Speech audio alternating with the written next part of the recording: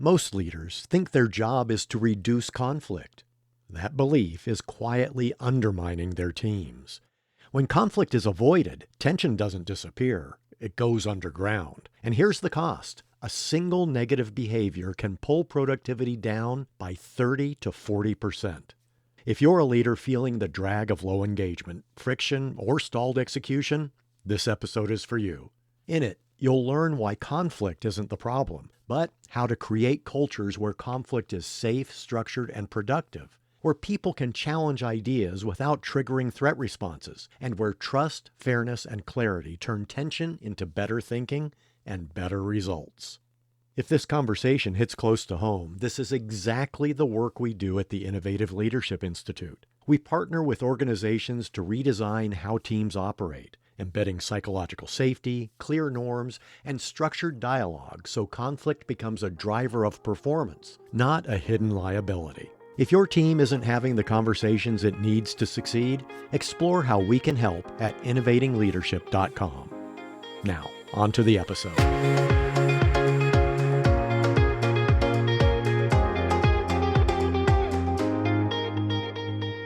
Today with us is returning guest, Mike Morrow-Fox. Welcome, Mike. Thank you. It's a pleasure to be here again. We're talking about conflict management and how do you deal with conflict knowing that most of us don't want to.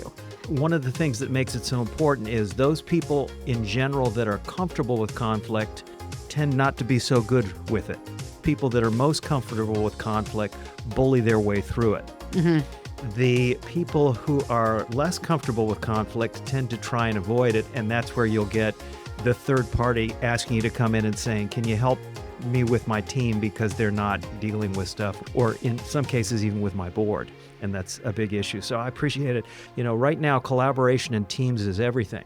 That's how we work now as a society with the new way that people work. As we think about the 7 leadership competencies, being innately collaborative is one of those top 7. And that requires that we deal with conflict. Absolutely. And it requires dealing with a variety of different people. And the importance of it is that if you have somebody that's negative in your work group, you're going to have a dip of productivity between 30 and 40%. Say more about that. Yeah, Will Phelps did some wonderful research, and he actually called it bad apple research. And it's one of those pieces that came from a great story of his wife coming home from work, and he was teaching, I think, at Wharton at the time. And she said, it's been a wonderful week. And he said, really, why? She said, oh, so-and-so has been sick all week, so we're getting so much done. And he thought, that's really interesting. And they did some really neat experiments that they published on the Bad Apple research. But what they found was that there were 3 different negative behaviors. One of them was withholding effort. The other was having a negative tone. Somebody who says, oh, we already done that, or we can't do. And somebody who is violating interpersonal norms in terms of being disrespectful. I'm thinking of a client who had an employee who went to HR and complained about her colleagues, like so-and-so has a heroin habit. You don't make a false accusation about a heroin habit, right? There are lots of things you can say that they're not nice to me, but that's a big accusation. Yeah. You definitely want to make sure that the norms for your work group, and in particular, if you've got somebody who's very negative in terms of making false accusations, but even just somebody who withholds effort, saying, you guys may want to be here past 5, but I've got a life, in such a way that it makes the whole group feel undervalued. Mm-hmm. If you've got somebody who is innately always saying, oh, we already tried that, it doesn't work, you've got those sorts of things going on, what you'll find is that person can drag the entire productivity of the group down 30 to 40%. So it's not just the negative Nelly person, but that's contagious. And that's a great way to look at it, because the second piece I looked at was what's called contagious giving. If you look at the opposite of that, you can take a look at some of the research on that, and Fowler and Christakis have done some really interesting research.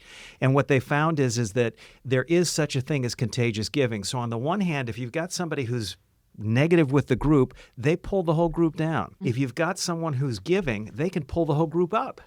And when you take a look at contagious giving, they did some neat experiments where 4 people can come together, and we're not allowed to communicate, being able either to take $3 or to give $2 to the group. Now, if all 4 people give $2 to the group, then everyone in the group gets $8.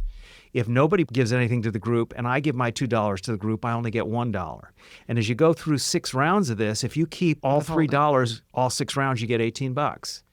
But if everybody gave their $2 to the group for all 6 rounds, then they would get $48. And what they found is that when one person was a giver in that first round and continually gave, the entire group started to give more. When they had groups where there weren't givers, it wasn't contagious.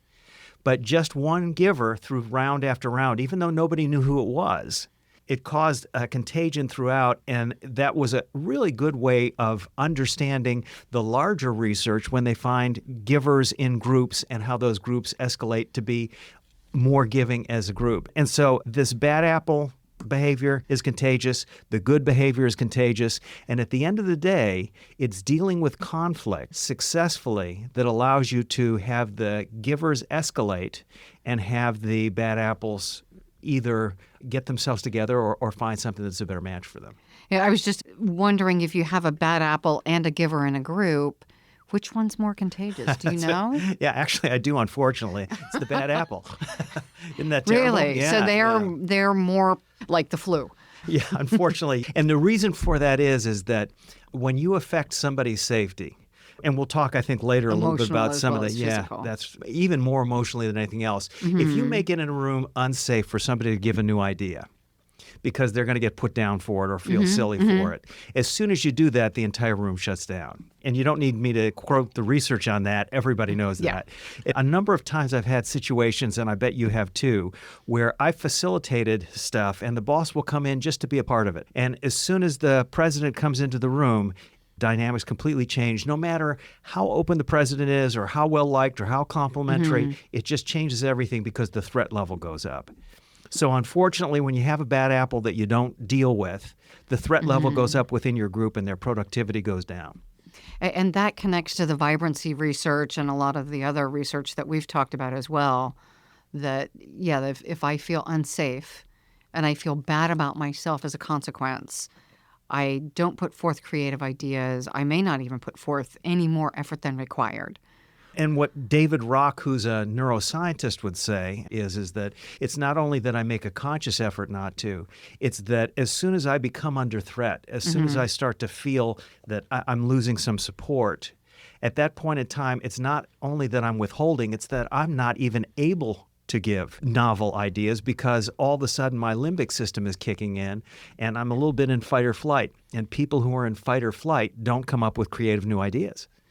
One of the statistics Gary Weber gave us in his audio recordings was that the brain preferences negative behavior by a factor of 8 to 10 times. So if I have had an experience with Bill down the hall yelling at me, then every time I interact with Bill, my brain is going to go into the mode of how do you stay safe with Bill? Then the limbic system kicks in. I'm in protection mode. And the last thing I am doing is sharing a creative idea with Bill because I don't want him to tell me I'm an idiot. That makes perfect sense to me. Let's talk a little bit more about David Rock's SCARF system, too. Okay. He did a great job of, as a neuroscientist, of really understanding what is it that people need in order to be creative and open and collaborative. And collaborative is a key there. And SCARF is an acronym that stands for status, certainty, autonomy, relatedness, and fairness. And what he found was that if you affected somebody's status, their relative importance in the group, I'm a manager, but now all of a sudden we say, if you can't hit those numbers, we're not sure you're going to be a manager again. What he found is that neurologically, all of their effort is going into fight or flight. That's that 8 to 10 times fear. Right. And I go into protection mode. If I end up threatening someone's certainty, if they can't predict that things are going to be similar enough that they can work through them, I'm going to have that same fight or flight. So that means in an environment that is fluid, ambiguous, which is many workplaces, if I don't have a coping mechanism or a level of comfort with ambiguity, I'm going to be in fight and flight. Well, maybe, but I think it's less about your own competencies for it and more for the way that we set up a pathway for you to feel certain. So I may have an ambiguous environment. I'm not sure exactly, how I'm going to contribute, but I know that every day when I come in, Maureen is going to help me be successful. Okay. So I deal with ambiguity because I have the support system of my boss or my colleagues or the help desk. That's right. And if you're executive staff or people who are thinking about being executive staff, if people get these visions, you can think about the boss that is supportive and that hey, I'm kind of stuck. Can you help me? And you get the help and support you need rather than criticism, versus the boss who comes in and says, hit the numbers or hit the bricks. And we've all worked with those. I haven't, but You haven't? No, I haven't, but I've seen people who Really? have. Okay. Yeah, I've had great bosses. Autonomy, a feeling of control kind of goes with that, and that pulls into the A in SCARF. Relatedness, which is an interesting piece. Relatedness plays into this as well, but if I threaten somebody's support of the group, their ability to be a part of things, a feeling of belonging of it, if I feel kind of ostracized from the group as a result of what's going on, and bosses can do that without really even thinking about it or being completely aware of it, as soon as that happens, I'm in fight or flight. So can you give an example of that? Yeah, I worked with an employee who was a director, and she would constantly say in front of everybody, you have to do this, this, or this. I need this now, and you're not getting it for me. And what would happen to that individual is that they would kind of feel like, oh gosh, I'm not getting things done. And you could watch how the group would kind of separate. So the different employees were like, okay, I think I'm going to get away from Mark because He's a whatever non-performer. well, and yeah, so she sent a very strong message regularly to him, and we were able to have a conversation. When she changed that behavior, he became more effective, and he also became more integrated with the group. So sometimes you don't even realize that you're affecting somebody's relatedness within the group, but as the boss, a lot of times you can really send a signal as to whether somebody is a part of us or not a part of us. And then the last one is my favorite one because the research on it is so strong, and that is fairness. And what we're finding is societally as well as in business organizations, when there is a gap in fairness, there's a huge gap in performance. And interestingly, the fairness factor is more important actually than any of the other factors. Yeah, fairness is a touchy one because that's through the lens of the perceiver. That's correct. And so what I perceive as fair may be very different because I'm not a clock watcher or a wardrobe watcher. So I don't care if you show up at the same time, but I do care if you get your work done. That's why you get paid the big bucks when you're an executive or a manager, because you got to pay attention to folks and find out who does feel like things are unfair and make sure that they understand the fairness in them or that you're making things fair. I've been reading a lot recently from a societal lens of what happens to individuals when they see such a gap in income from their income potential to what other people's income potential is. So that's my CEO is making 200,000 times what I make, whatever. Well, it can be, but it's a very interesting thing because what we're seeing right now is people underestimate how well off they are. If you're actually your family income, your household income is $100,000 or more, you're in the top 20% of all income earners. And a lot of times people don't feel that way because if I'm making $100,000, I still have house payments and car payments. And I know probably within my group a number of people who are making $150,000. And as a result, I don't feel like I'm all that well off, but I'm better off than 80% of everyone else.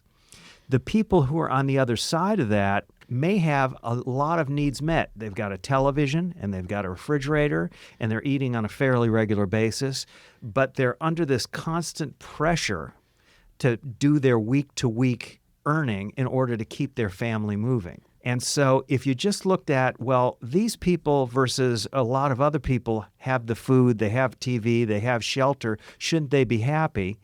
The answer is that in general, the larger the gap in income between individuals, and it doesn't have to be income. We find that if there are flights and the flight has an area that's first class, those flights will have more conflict and more issues arise by a factor of 60 than 60 times more? Yeah, than flights that don't have a first class cabin. What kind of conflict? I want to use the first class bathroom? No, it's not that. It's that when people see that in first class they're getting food and they're getting care and they're getting, and I'm dealing with the kid kicking my seat in the back there, I'm more apt to be nasty than if we're all sitting and having our seats kicked in the back. Interesting. But it's more than that. There's been some really interesting research with primates. And you can go and watch a YouTube right now. If we give a monkey a grape instead of a cucumber, then you give the other monkey a cucumber, you'll watch that monkey go ballistic. They're perfectly happy with cucumbers until grapes are introduced. But be unfair. Give one monkey for no reason a grape and the other one not the opportunity to get one, and you see dramatically different behaviors. And again, circling back to conflict, the environment in which we're operating creates or mitigates the conflict. And I, as a leader, certainly need to then be prepared to deal with it. And also to structure an environment that mitigates as much as possible. So creates a sense of fairness as perceived by my stakeholders. Because the airline probably isn't trying to create a lack of fairness by having first class. I assume they don't design that to annoy people. You brought up a good point that in my discussions with executive teams, they talk about as well, and that is fairness is relative. So how do I deal with somebody's perception and the relativity of it? And the answer is, it's really important to ask myself, is it fair? And a lot of times for a number of your listeners, one of the big issues they're dealing with is change management. That they've got some great tools and technology for their teams, and yet from a change management perspective, they're having trouble with adoption. And what has happened to me a number of times is I'll come in with my change management tools and I'll have to go back to the team and say, throw the models out the window because your change sucks. You don't manage sucky change. Well, you can, but not very well. I mean, if you put in a new finance system and it causes 3 times the work that the old one did, don't expect your team to adopt it very well. Or at all. Yeah. So if it is an unfair situation and you talk with folks and get a sense that it's clearly unfair, don't think you're going to wash over it. The important part of this discussion is when I'm looking at conflict, what I've got to ask myself is, how do I address that conflict in a way that doesn't intimidate, that doesn't make people feel on edge, that doesn't really get them fearful, and that they perceive as fair as much as possible? So that starts with creating a sense of safety, right? It does. And I'll bring you into the crucial conversation stuff. It's tremendous at attending to the neurology of conflict. It's also good at helping people really get through conflict. So the skills that crucial conversations talk about are that, number one, they talk about being authentic. Going into a crucial conversation, which they define, and it's a great definition, is if the stakes are high, opinions differ, or emotions run high. Any of those situations, you've got a crucial conversation. You're dealing with conflict in those cases. One of the things we talk about is being able to surface different perspectives and integrate those.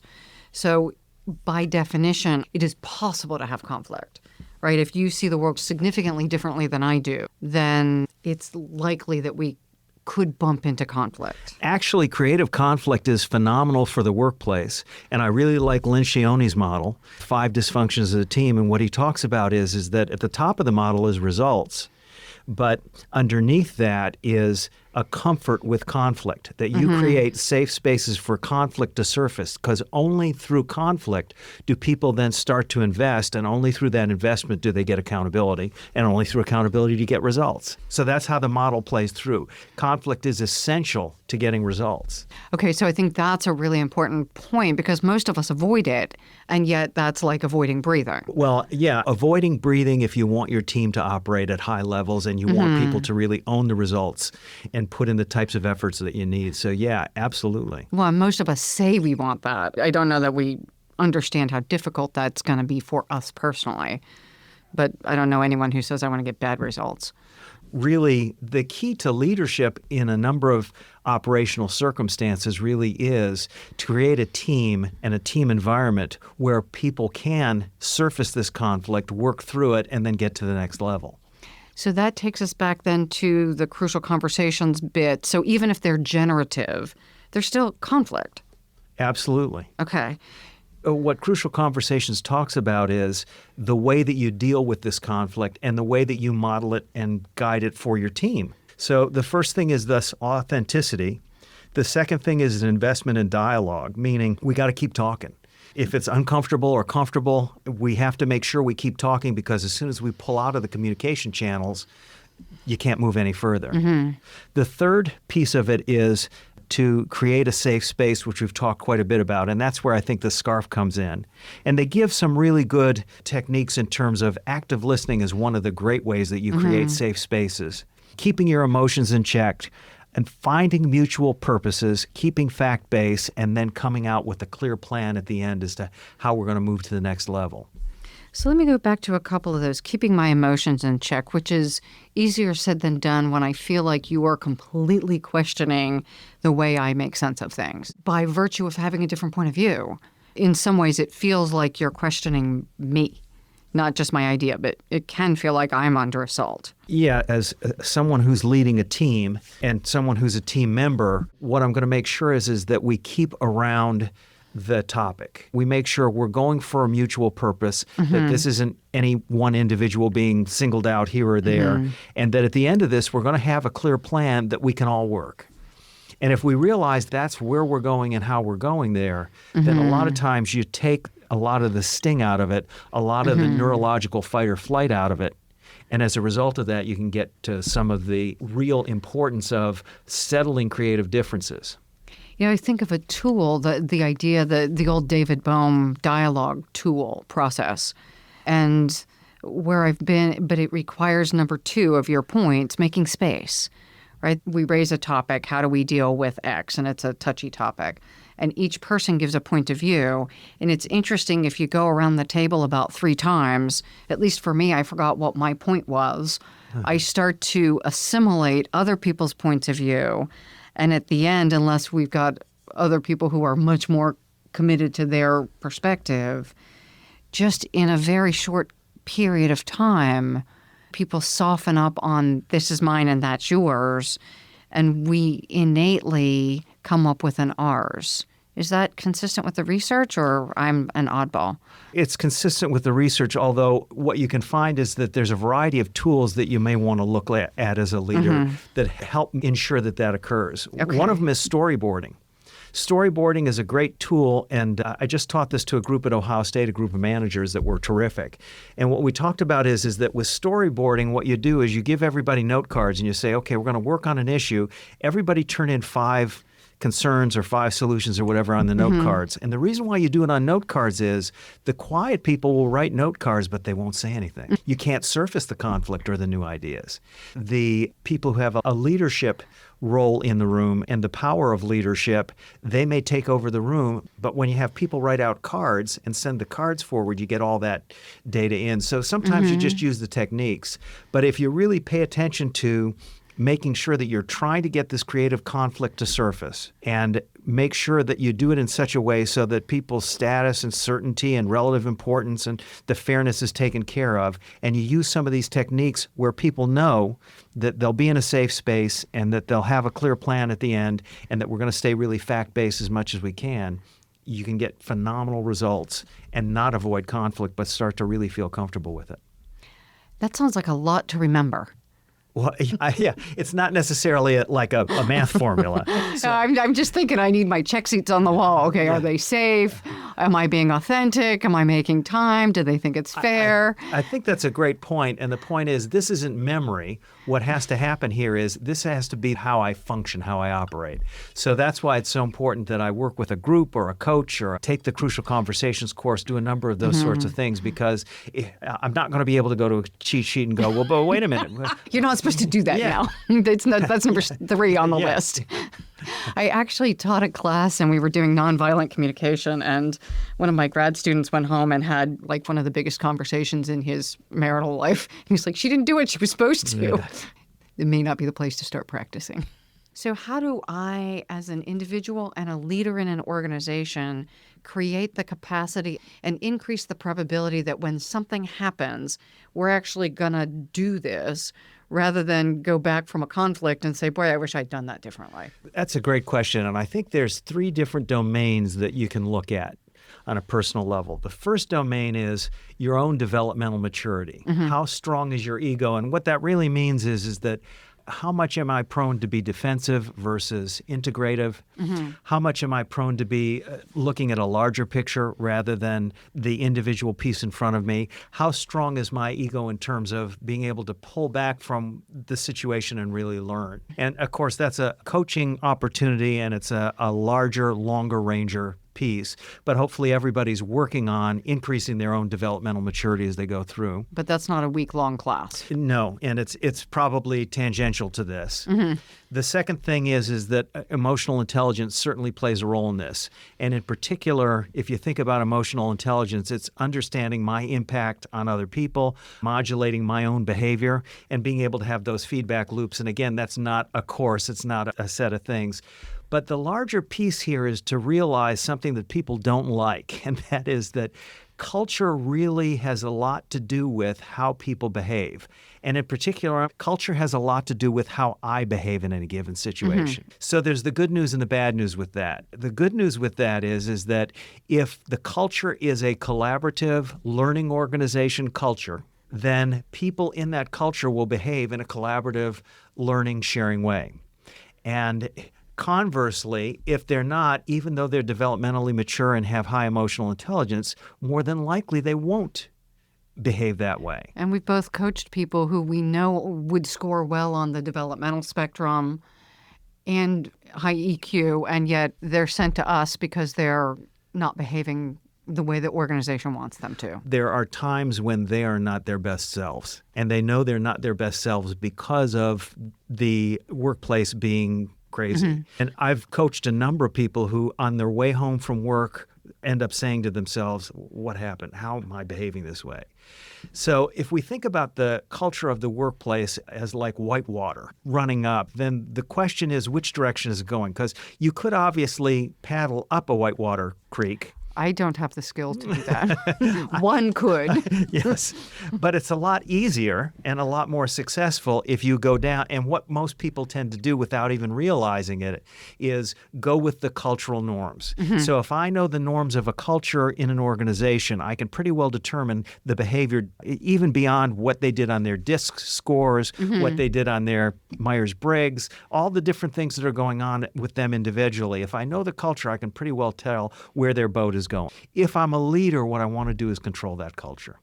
And so part of this is creating a culture where conflict is welcomed and where conflict is resolved in such a way so that at the end of it I say, okay, this makes sense.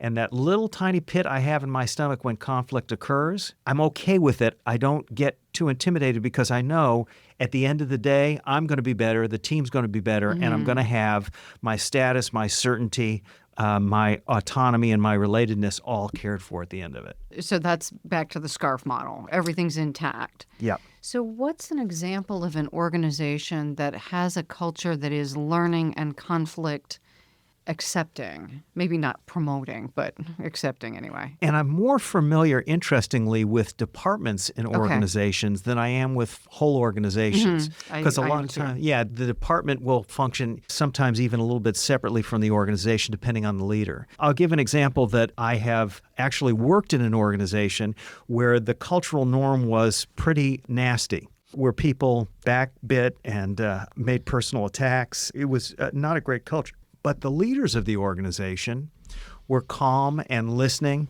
They modeled how to work through conflict by being good listeners and by making sure that people were cared for and respected. They came back around at the end of meetings saying, are you okay with this? They made sure that the plans were inclusive and that people understood the mutual purpose. And I can think in particular of a department that I was a part of in a large organization where that particular department functioned well and surfaced conflict all the time because the leaders of that department, and in particular the chief leader of that department, were very, very comfortable with working people through conflict. So back to the being authentic, keeping it safe, creating mechanisms to raise conflict and pull emotions out and shared purpose and all the things from crucial conversations. Yes. So it sounds like it is creating a cultural norm or the agreements about how we behave in our culture. So our agreement explicitly with one another is if something comes up, we deal with it. And it doesn't always feel good. It generally doesn't feel good when something comes up. But And I'm introverted. I'd really rather not ever deal with conflict. But let's say, too, there's a difference between it not feeling good because really most people don't like dealing with conflict and it being a fearful space. And at the end of the day, the largest issue, and what your listeners may really reflect on, is the thing that I've dealt with most with people that I've either coached or with colleagues that have gone through stuff is people can really understand being demoralized. And so the key is that while we've had conflict, while I've seen people have conflict, nobody gets demoralized in it, and nobody has to worry about being demoralized. I can always trust through our interactions of the last 20 years that I'm going to walk away and still feel respected. I'm going to walk away and still feel a part of, and I never really feel that demoralization. You know that you're respected. You know that you're cared for. Yeah, I'm being cheeky. Yeah, and that's how it should be with people who've worked together a lot. They should feel like we're going to deal with the conflict, not by avoiding it, but by dealing with it. But we know, we have faith that at the end of the day, we're going to be okay with each other. And I realize that if something comes up that I feel like there is or could be a conflict, I may need to go away and practice these things. I'm working with someone right now, coaching, and I don't always confront something immediately. I also feel like the other person needs to be receptive, and when that person is in the wrong space, even though they're paying me for my input, what they really want to hear occasionally is, yeah, you're right.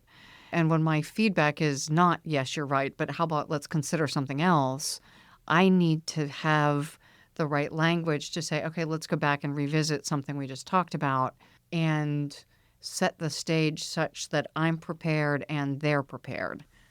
Because in the heat of some drama, may not be the time to raise the topic. Yeah, that makes sense. I will say for the listeners, one of the big takeaways from this is to ask themselves, so what is our culture like when it comes to conflict? How does our board operate? Do they avoid conflict, or do they deal effectively with conflict and everybody's excited at the end of it?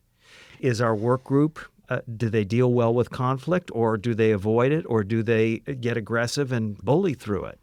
And if I have a culture that is not effective with conflict, then it's really good for me to either work on it myself and figure out some ways to change the culture to get into the right stream, or to get some outside assistance and set that stream. But the neatest thing for me in a lot of the research that I've done has really been to take a look at how fluid people are.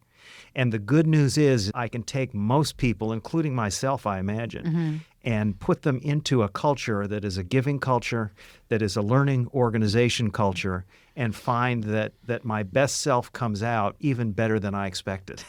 And the same thing will be true of the employees that I end up working with. If I create that learning organization culture, that giving culture, I'll find that people will surprise me in ways that I can't even understand. And if that culture is not there, they're just not open to pull that best self forward. You know, this so closely dovetails with the vibrancy research that looks at if I don't feel good about myself when I'm with whoever you people, others in my organization, the probability that you're going to get my best effort is zero. If I feel dehumanized, demoralized, it's unfair, it's unsafe. If any of that stuff is at risk, I go into withholding mode, and pulling me out of that once I feel threatened is a whole lot easier than not putting me into it to start with. And I think that dovetails really nicely, too, with what a lot of organizations are working on in terms of engaging employees. If you look at the Gallup model, which a lot of things are built off of, they have really 4 different elements to it.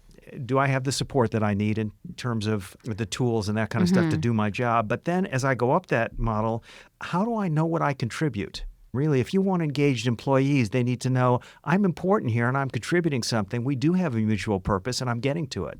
And if I have an internal conflict and feel this isn't right, I got a way to work it through.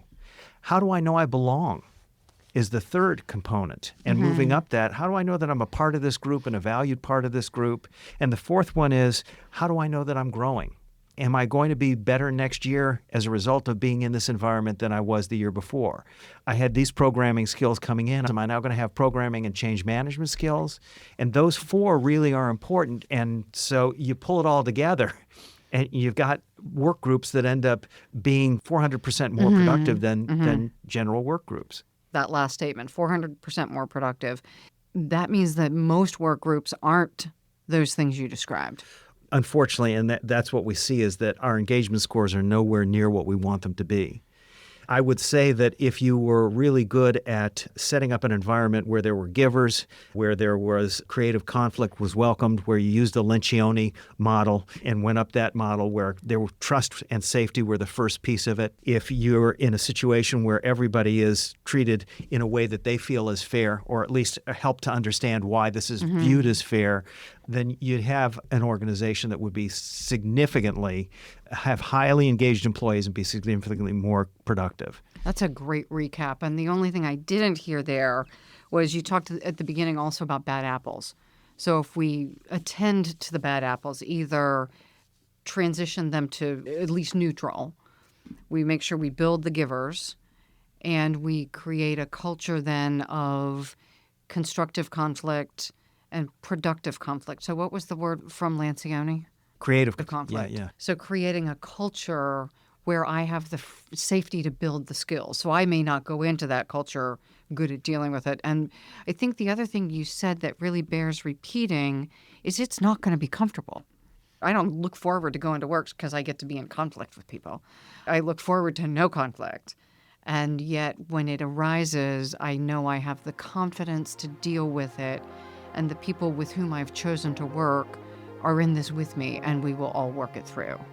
Thank you, Mike, for sharing models and tools and insights with our listeners.